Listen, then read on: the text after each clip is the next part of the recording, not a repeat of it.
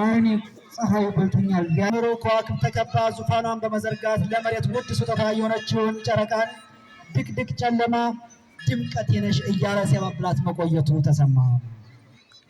የአንዳንድ የረባሽ ተማሪዎች ጸባይ እንደ ጉምተኖ እንደ ጢስ ተኖ ሊጠፋ ተቀርቧል ያለው ባላችን የስርዓተ ጾታ ክበብ ጸረ ጾታዊ ክበብ ጥቃትን በማስመልከት በነጭ ሪባንድ በደማቅ ክብረ በዓል ማክበሩን ሮይተርስ ገለጸ። በዚህ ሳምንት አጥር ሰርስረው ኮርኒስ ፈርፍረው በትንሽዬ መሶብ ያለችን ምግብ በጅምላ ለመድፋት የገቡት የአይጦች መንጋ በድመቶች ቁጥጥር ስር ዋሉ ተባለ።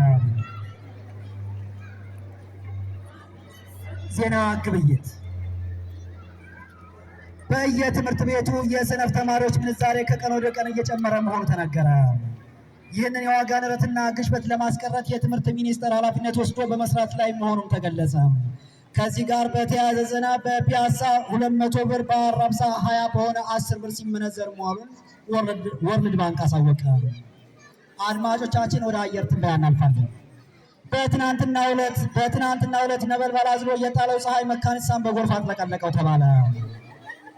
በዛሬው ዕለት ደግሞ በመገናኛ ከፍተኛ 75 ዝቅተኛ 48 ሙሉ ስርቆታማ፣ በአያት ከፍተኛ 80 ዝቅተኛ 76 ከፊል ታክሲ መጨናነቃማ እንዲሁም በማርዞና ትምህርት ቤት ከፍተኛ 100 ዝቅተኛ 90 ሙሉ አቧራማ ሆኖ እንደሚውል ዜና ሜትሮሎጂ ኤጀንሲ ገለጸ። በመጨረሻም ስፖርት። እንቸልና ራቢት በከፍታ ዝላይ አንደኛ በመውጣት የወርቅ ሜዳሊያ ተሸለሙ ተባለ። በትምህርት ቤታችን ከ5ኛ እስከ 8ኛ ክፍል በወንዶችና በሴቶች የሚካሄደው የእግር ኳስ ውድድር ተመልካቾችን እያስደመመ መሆኑን ቢቢሲ ገለጸ። ይሁንና እያንዳንዱ የክፍል ነጥብና የግብ ክፍያ ይፋ አለመሆኑ በስፖርት ፌዴሬሽኑ ላይ በሚስተር መስፍን አሰልጣኞች ቅር መሰኘታቸውን ጄሚ ካራገር ገለጸ። አድማጮቻችን ለዛሬ ያዝናቸው እነዚህ ነበሩ። ከዜናዎቹ ጋር እኔ ጉልማት ሰማ ነበርኩኝ። እስከ ሳምንት ቸርን ሰንብት።